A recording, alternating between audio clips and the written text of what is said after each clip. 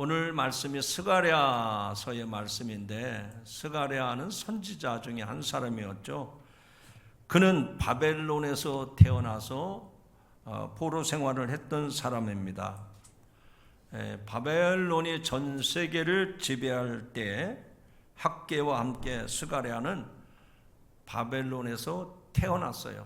그러니까 그 부모네들이 바벨론의 포로를 끌려가서 거기에서 이 스가랴가 태어난 겁니다. 그런데 할아버지 잇도 제사장을 따라서 어릴 적 바벨론에서 돌아온 선지자이면서 동시에 제사장이 바로 스가랴입니다. 그 시대의 예루살렘 성전은 바벨론의 침공으로 다 무너지고 그냥 기초성만 놓인 채 더 이상 진전 없이 폐허가 된 안타까운 상황이었습니다.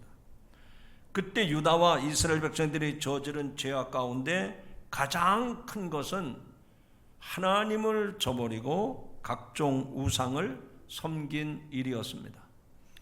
지난 주일에도 이 스가랴서의 말씀을 가지고 설교를 했는데, 스가랴서는 크게 둘로 구분해 볼 수가 있습니다. 1장부터 8장까지는 성전을 재건하는 상황을 8개의 환상으로 말씀하고 있고, 그리고 9장부터 마지막 14장까지는 미래의 구원에 관한 말씀으로 왕이신 메시아의 오심을 예고하고 있습니다. 이런 스가랴서의 말씀을 종합해 보면 하나님의 은혜는 온 민족의 가슴에 사랑과 진실이 피어나는 데 있음을 말씀하고 있습니다. 달리 말씀을 드리면 온 민족이 진실로 진리를 말하고 또 진실하고 공의로운 재판을 할 뿐만 아니라 모든 사람들이 진실한 약속으로 거짓을 버려야 한다 하는 얘기입니다. 즉, 이 세 가지는 입술의 말과 또 삶 속에서 일어나는 재판, 그리고 서로 간의 어떤 신뢰의 약속들이 모두 다 진실함에 있어야 된다라는 것입니다. 이스라엘에게 해방을 주신 하나님께서는 지금 우리 대한민국과 일본 나라에 요구하는 것이 무엇일까요? 우리는 지금 광복 79주년을 맞이했습니다. 그런데 우리 대한민국 국민들에게 또 우리를 압제했던 일본 국민들에게 하나님이 요구하시는 것이 무엇일까? 그렇습니다. 이 스가랴에서 나오는 말씀처럼 거짓을 말하지 말고 진실을 말하고 진실을 따라서 바르게 살라고 말씀을 하십니다. 진실한 나라와 백성을 향해서 이제 구원을 베푸실 왕이 오실 것임을 이 스가랴서는 예언을 했던 것입니다. 스가랴서 9장 이후에 스가랴 선지자의 외침은 새로운 시대와 또 영광스러운 미래는 그렇게 진실을 위해서 살아가는 백성들에게 만왕의 왕이신 메시아가 오실 것을 예고하고 예언한 것입니다. 아마 스가랴서의 그 한 절 말씀, 요절을 꼽으라 그러면 스가랴서 9장 9절의 말씀인데, 여러분이 잘 아시는 말씀이죠. 제가 읽어드리겠습니다. 시온에 따라 크게 기뻐할지어다. 예루살렘에 따라 즐거이 부를지어다. 보라, 내 왕이 내게 임하시나니 그는 공의로시며 구원을 베푸시며 겸손하여서 나귀를 타시나니 나귀의 작은 것 곧 나귀 새끼니라 라고 말씀을 합니다. 이 스가랴서의 유명한 예언이 바로 이 말씀 속에 담겨 있다 하는 얘기입니다. 의와 구원을 베푸실 왕이 오실 터인데, 그 왕으로 오시는 분은 어떤 분이냐? 겸손히 어린 나귀를 타실 것이라 말씀을 했습니다. 왕이 오는데 어린 나귀를 타신다는 거예요. 사람들이 생각하는 세상의 왕과는 전혀 걸맞지 않는 모습입니다. 왕은 정복자의 상징으로서 군마를 타고 높이 앉아서 위세를 부리는 것으로 인식되어 왔습니다. 그런데 스가랴가 예언한 왕은 짐을 지고 나르는 보잘것없이 생긴 나귀를 타고 온다는 것입니다. 여러분, 세상에 어느 나라 왕에 그런 왕이 있겠습니까? 그런데 놀랍게도 이 예언은 그 예언이 있은 지 400년이 지난 뒤에 문자 그대로 이루어졌습니다. 진실하고 진리를 말하는 사람들을 구원하기 위해서 이 세상의 영원한 통치자인 메시아이신 예수 그리스도가 오신 줄로 믿으시기 바랍니다. 하나님의 아들이 겸손하게 나귀를 타시고 스가랴 선지자가 예언했던 그대로 예루살렘에 입성하셨습니다. 그래서 사람들이 예수님이 예루살렘에 입성할 때 종려나무 가지를 꺾어 흔들면서 호산나 다윗의 자손이요 라고 환영하며 그를 영접했던 것입니다. 특별히 예수님이 하신 말씀 가운데 요한복음 8장 32절에 보니까 주님이 당신 자신에 대해서 말씀을 하시기를 너희가 진리를 알지니 진리가 너희를 자유롭게 하리라 말씀을 했습니다. 너희가 진리를 알지니 진리가 너희를 자유롭게 하리라. 사람들은 그때 비로소 예수님이 누구신가? 그렇구나, 스가랴 선지자가 예언했던 메시아요, 이 세상의 영원한 통치자이신 만왕의 왕이시고 진리이심을 알게 되었습니다. 그리고 진리를 말하고 진리를 따라 살아가는 사람들을 위해서 그 주님이 오셨음을 깨닫게 되었던 것입니다. 과연 예수 그리스도가 저와 여러분에게 길이 되시고 진리가 되시고 생명 되심을 다시 한번 고백하고 확신하는 시간 되기를 주님의 이름으로 축원합니다. 자, 이렇게 해서 제가 스가랴서에 대한 이해를 여러분에게 말씀을 드리면서 과연 오늘의 말씀이 우리들에게, 오늘을 살아가는 저와 여러분에게, 특별히 우리 대한민국의 현재 상황과 우리 백성들을 향해서, 우리 나라를 향해서, 그리고 우리를 압제했던 일본뿐만 아니라 모든 나라 백성들을 향해서 하나님이 무슨 말씀을 하시는 걸까? 이것을 귀 기울여 들을 수 있기를 주님의 이름으로 축원합니다. 자, 오늘 13장 1절 2절의 말씀을 읽었는데 그 1절 말씀은 바로 그런 내용이죠. 그날에는 다윗의 족속을 위하여 죄와 더러움을 씻는 샘이 솟을 것이라. 따라합시다.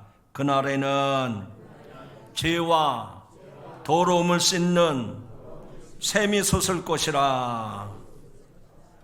그날이 되면 모든 사람들의 죄와 더러움을 씻어내는 샘이 솟아날 것이라고 스가랴 선지자가 예언을 한 겁니다. 여러분, 그 상황으로 좀 시간 여행을 떠나보시기 바랍니다. 그 당시에는 이스라엘 백성들이 바벨론의 포로로 끌려가서 종살이 할 때예요. 예루살렘에는 예루살렘 성중이 다 무너져가지고 이제는 흔적밖에 남지 않은 거예요. 그냥 돌기둥도 다 무너지고 기초 속이 어지럽게 널려있는 상황, 아무런 소망이 없습니다. 아무런 희망이 보이지 않는 때예요. 그런데 이 스가랴 선지자가 돌아와서 그 백성들을 향해서 첫 번째 일성으로 외치는 말이 너희에게 그날이 오면 죄와 더러움을 씻는 샘이 솟아날 것이라. 크게 아멘 하시기 바랍니다. 여러분, 믿음이라는 게 뭐예요? 믿음은 바라는 것들의 실상이요 보지 못하는 것들의 증거니라 말씀했잖아요. 지금 내 눈에 보이지 않아도 스가랴 선지자가 앞으로 이런 일이 있을 것이다 말씀했다면 그대로 이루어질 줄로 믿고 믿음을 가지고 아멘으로 고백할 때 그것이 여러분에게 실제가 될 줄로 믿습니다. 그 믿음이 있습니까? 그러면 제가 스가랴 선지자를 대신해서 선언할 테니까 여러분이 한번 믿음을 담아서 아멘 고백해 보세요. 그날에는 죄와 더러움을 씻는 샘이 솟아나리라. 그렇습니다. 지금은 죄로 얼룩진 삶을 살고 있어요. 형편없이 망가졌습니다. 우리에게 소망이라는 게, 희망이라는 게 보이지 않습니다. 그런데 그때에 스가랴 선지자는 그런 말씀을 예언했던 거예요. 그 당시 예루살렘 사람들은 샘에 나가 마실 물을 얻었고 그 아래쪽에서 몸을 씻었습니다. 무슨 얘기인가 하니 예루살렘은 지형적으로 높은 위치에 있었기 때문에 성 안에 있는 그 예루살렘은 물을 구하기가 어려웠습니다. 그래서 그 성 밖에 동쪽에는 기드론이라고 하는 골짜기가 있는데 거기서 솟아오르는 유일한 샘이 기온샘이라는 거예요. 기온샘.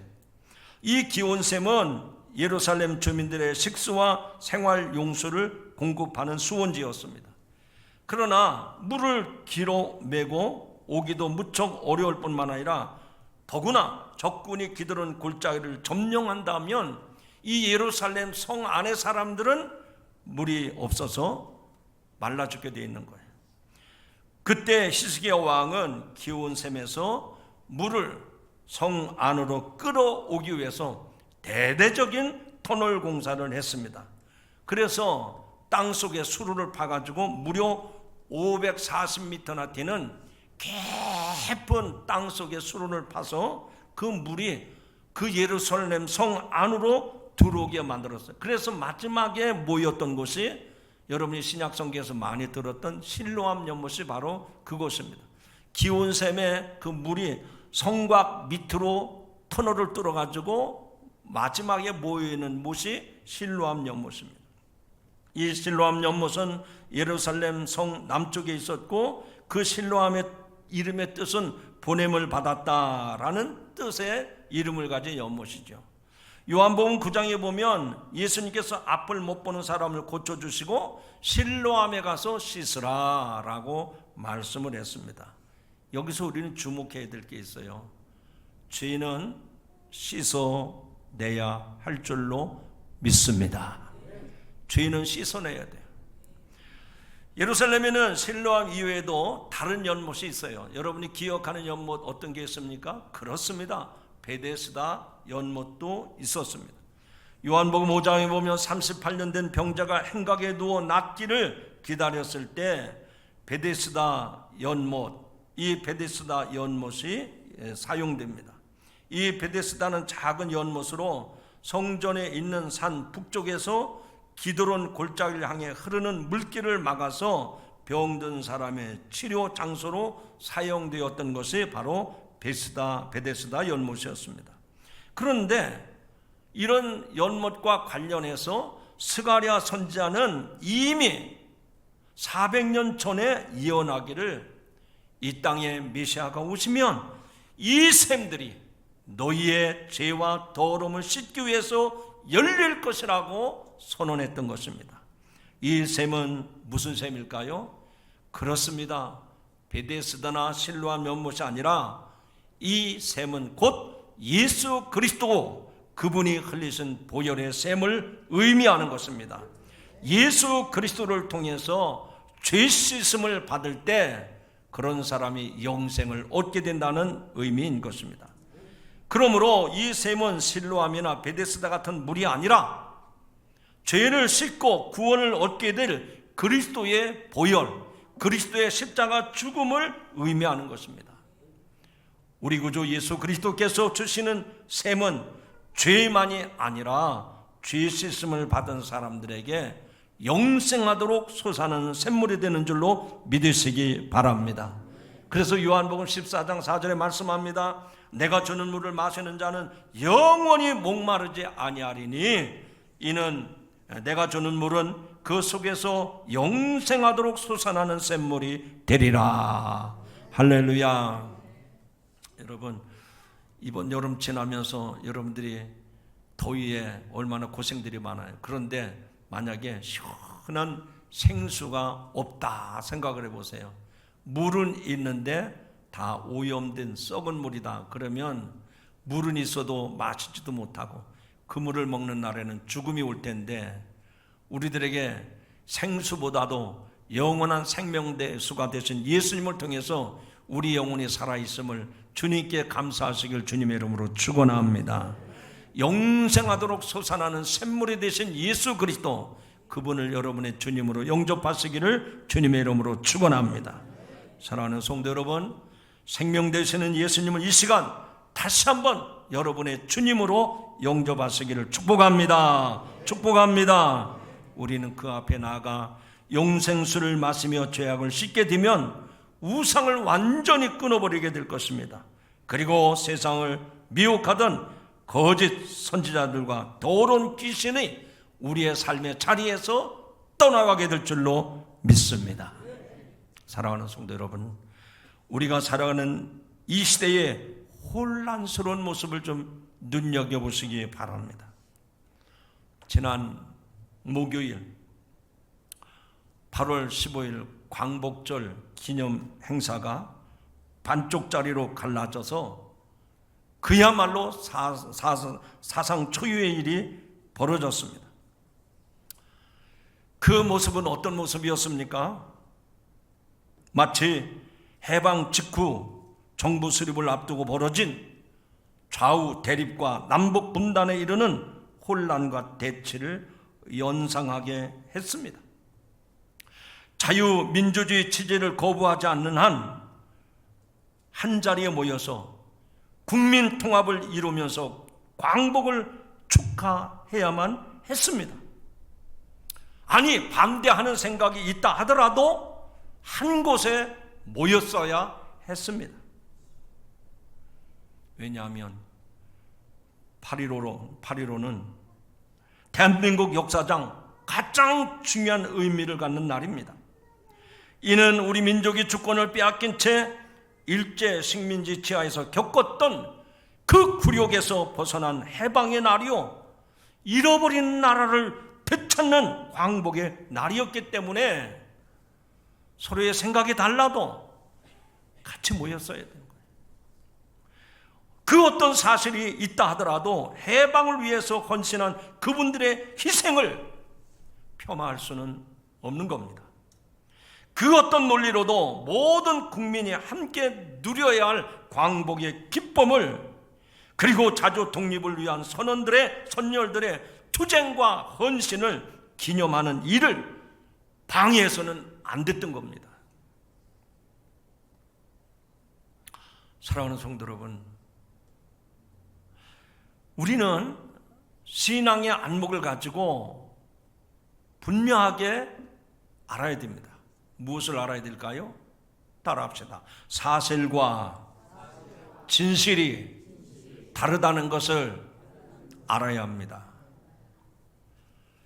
이런 혼란스러운 이 사회의 이 현상들을 보면서 우리는 성경에서 말씀하고 있는 그 가치관을 가지고 분명하게 알아야 돼요. 뭘 알아야 된다고요? 사실과 진실은 다르다는 겁니다. 여러분, 사실과 진실은 비슷한 것 같지만 분명히 엄연히 다른 겁니다. 우리는 사실로 진실을 숨기면서 그런 일이 성사됐을 때 쾌재를 부르고 즐거워하고 또 그런 일에 박수를 칩니다. 성경에서 보면 그런 예들이 참 많이 나와요. 여러분이 잘 아는 한 가지 예를 아브라함의 경우를 통해서 설명드립니다. 여러분, 아브라함은 그랄 왕 아비멜렉 앞에서 자기 아내 사라를 누이라고 속여서 말합니다. 아비멜렉이 사라를 주목하자 목숨이 위태로울지도 모른다는 생각 속에 아브라함은 자기 아내를 누이라고 쫄장부처럼 대답을 합니다. 여러분, 사라가 누이라고 속였다고요? 아닙니다. 그게 사실이었어요. 그게 사실이었어요. 사라는 아브라함의 이복 누이였어요. 이복 누이. 그런데 그 상황에서 꼭 누이라고 말해야 했을까? 당연히 아내라고 말을 했어야죠. 누이라고 말한 것은 거짓말이 아니라 사실입니다. 사실이었어요. 그러나 그게 진실은 아니었습니다. 거짓말이 아닌 사실을 말했지만 아브라함은 아비멜렉 왕 앞에서 자기의 진실을 숨기고 진실을 말하지 않은 겁니다. 그래서 하나님은 아브라함에게 진노하셨어요. 이를 통해서 보건대 죄를 범한 인간은 쉽게 회개하지 않습니다. 자꾸만 죄를 덮어가려고 해요. 그때 자신은 진실을 말하지 않고 사실을 말한다고 주장을 합니다. 그러나 하나님이 보시는 것은, 하나님이 눈여겨보시는 것은 사실이냐 아니냐 그게 아닙니다. 하나님이 보시는 것은 진실이에요. 진실. 이만큼 진실이 팩트, 사실보다 더 중요하다는 것을 우리 믿는 성도들은 깨달아야 됩니다. 자, 이 말이 무슨 의미냐? 저는 이 말씀을 성경적인 얘기, 정치적인 얘기로 혼동하고 싶지 않아요. 실제로 우리들 얘기를 끄집어서 말씀을 드리고 싶습니다. 우리 성도들은 어떻게 신앙생활하고 있습니까? 예, 그렇습니다. 우리는 기도할 때마다 마지막으로 고백하는 말이 있죠. 예수님의 이름으로 기도합니다. 그리고 뭐라고 얘기하죠? 아멘. 그럽니다. 한번 따라합시다. 아멘. 아멘이 무슨 뜻인지 모르고 기도하시는 분 계세요? 다 아시죠? 아멘은 내가 지금 기도한 것이 진심입니다. 내가 진심으로 그렇게 바랍니다. 진심으로 그렇게 되어지기를 원합니다. 그래서 아멘 하는 거예요. 그런데 하나님에게 진심으로 기도하고 아멘 이렇게 말해놓고 나서 여러분의 삶은 실제로 어떻습니까? 그렇게 진심으로 기도했는데 내가 그 진심을 따라가고 있습니까? 그 진심을 쫓아가고 있느냐 그 얘기예요. 사람은 그냥 넘어갑니다. 사람들은 그냥 넘어가요. 내가 진심으로 아멘 안 했어도 아멘 하면 저 사람이 기도를 잘하는구나 그냥 넘어가요. 그러나 하나님은 절대로 속임을 당하지 않으십니다. 여러분, 우리가 성경을 통해서 우리가 이제 기독교 사관, 기독교 역사적으로 볼 때 초대교회 성도들은 그 당시 사람들에게 어떻게 일컬음을 받았다 그랬죠? 그래요. 안디옥에 있는 성도들은 저 사람들은 그리스도인이다 라고 일컬음을 받았어요. 처음으로 세상 사람들에게 그리스도인이다 이렇게 일컬음을 받았습니다. 그 이야기는 무슨 얘기인가 하니 저 사람들은 진실한 사람이다. 저 사람들은 거짓 없이 정직하게 살아가는 하나님 앞에 사람들 앞에 꺼리낌이 없는 진실한 사람이 바로 저 사람들인데 저들을 일컬어서 그리스도인이라 그렇게 불렀어요. 지금 우리는 그 진실이라는 말 앞에 그리스도인이라고 하는 말 앞에 어떻습니까? 저도 부끄러움을 느낍니다. 자, 오늘 스가랴서 본문으로 돌아갑니다. 스가랴 선지자는 우리들의 이 모습을 보면서 뭐라고 말씀했습니까? 분명 우리에게 다시금 이 말씀을 들려주실 겁니다. 따라합시다. 너희가 행할 일은 이러하니라. 스가랴 선지자는 그때 그 성도들을 향해서 그리고 오늘을 살아가는 우리들을 향해서 너희가 행할 일은 이러하니라. 무슨 얘기죠? 그날에 샘이 솟아날 터인데 그 샘물이 너희의 더러운 죄를, 너희의 더러운 행실을 씻어내리라 라고 말씀을 합니다. 그 말씀은 결국 우리들에게 어떤 메시지를 주고 있습니까? 우리가 그리스도인으로 이 세상에 살아가면서 모든 사람과 더불어 진리를 말하고 진실하게 그리고 의의를 실현하면서 하나님 나라를 이루어가라는 말씀인 줄로 믿습니다. 저와 여러분이요, 우리가 이 시대를 살아가면서 참 전도가 어렵다, 전도가 안 된다, 심지어는 우리 가족 또 자녀들, 이 사람들을 교회로 인도하고 싶은데 잘 안 된다. 잘 안 되는 원인이 어디에 있을까요? 우리가 이 말씀에 비춰볼 때 진심으로 진실로 그렇게 살아갔어야 되는데 성경에서 제시하는 삶과 우리의 삶에 괴리 현상이 일어나는 거예요. 그러니까 믿지 않는 사람들이, 믿지 않는 가족이나 자녀들이 우리를 따르지 않는 거예요. 왜? 진실하지 않으니까. 오늘 스가랴 선지자가 전한 이 말씀이 저와 여러분에게 던지는 하나님의 메시지가 되기를 주님의 이름으로 축원합니다. 중요한 거는 우리가 이 세상에 살면서 그것이 사실이냐 아니냐 이런 거 따지는 시대가 아닙니다. 지금은 그거 따져서 옳고 그런 것을 가린다고 뭐가 됐습니까? 그게 중요한 게 아니에요. 지금 우리 시대에 정말 중요한 것은 사실 여부가 아니고 진실한 것이냐 아니면 진실하지 않은 것이냐, 그것이 급선무입니다. 우리 주님을 믿는 1천만 성도가 하나님 앞에서 진실하게 말하고 거짓을 멀리하고 의로운 것을 쫓아간다면 어찌 이 나라가 바로 서지 않겠습니까? 이것이 광복을 맞이한 우리 민족에게 뿐만 아니라 우리 그리스도인들에게 주시는 하나님의 존엄한 명령인 줄로 믿습니다. 우리가 믿는 하나님의 진리는 의와 사랑입니다. 그 사랑으로 세상에 보내신 아들을 믿으면 누구든지 구원을 받습니다. 이 진리가 우리를 자유롭게 합니다. 죄로 말미암아 사탄에 얽매였던 사슬이 진리로 인해서 풀어지게 되는 겁니다. 죄로 결박됐던 인생이 이제 자유를 얻고 새 생명을 얻게 되는 줄로 믿습니다.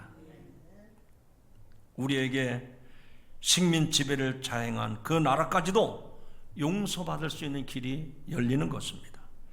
그리고 죄악을 씻는 샘을 열어주시면 그 샘이 터질 때에 그 샘물은 영생수가 되고 우리의 가란 영혼을 적시어 주게 될 줄로 믿습니다. 그뿐만 아니라 이 샘물은 예수 그리스도의 보혈을 의미한다고 했는데 이 샘은 우리의 죄와 허물을 씻겨줄 뿐만 아니라 우리의 삶을 거룩하고 정결하게 해서 이 세상 거짓에서 이 세상 모든 우상에서 깨끗하게 해서 이 땅에 하나님 나라를 이루게 하실 줄로 믿습니다. 따라합시다. 너희가 행할 일은 이러하니라. 스가랴 선지자가 오늘 우리 시대를 향해서 그 수천 년 전에 말했던 그 스가랴 선지자의 외침은 너희가 행할 일은 이러하니라. 우리가 행할 일이 무엇입니까? 경제 부흥을 일으키고 군사 대국을 만들어 가고 우리의 삶이 복지국가로 가고, 그게 아닙니다. 우리가 행할 일은 터지는 샘물에서 죄를 씻어 우리 자신을 정결하게 할 뿐만 아니라 모든 세상이 진실이 통하도록 그렇게 살아가는 교회와 성도가 되어질 줄로 믿습니다. 오늘도 이 말씀을 들으시면서 내가 지금까지 거짓된 삶을 살았다면 다 이 샘의 죄를 씻어버리고, 그래서 진실이 통하는, 진실이 임하는 가정, 진실이 통하는 부부, 진실이 임하는 사회, 그런 세상을 만들어가는 그 일에 여러분이 쓰임받고 앞장서기를 주님의 이름으로 축원합니다. 축원합니다. 기도하십니다. 하나님 아버지, 지금도 여전히 죄로 얼룩진 세상을 살아가고 있습니다. 지금도 여전히 불의가 판치는 세상을 살아가고 있습니다. 그때나 지금이나 일반입니다. 오늘 우리들에게 스가랴 선지자는 다시 한번 너희가 행할 일은 이러하니라. 그날에 샘물이 터지면 너희의 죄와 온갖 더러운 것을 다 씻게 되리라. 진실이 통하게 될 것이다 라고 말씀을 하셨습니다. 주님, 먼저 교회부터 정화시켜 주옵소서. 우리 성도들부터 진실하게 하여 주시옵소서. 그래서 저들의 살아가는 직장과 일터와 세상 가운데서 하나님의 거룩한 진실이 넘쳐나게 하옵소서. 그래서 하나님의 의로운 나라, 거룩한 나라, 하나님의 백성들이 되게 하여 주옵소서. 예수님의 이름으로 감사하며 기도하옵나이다. 아멘.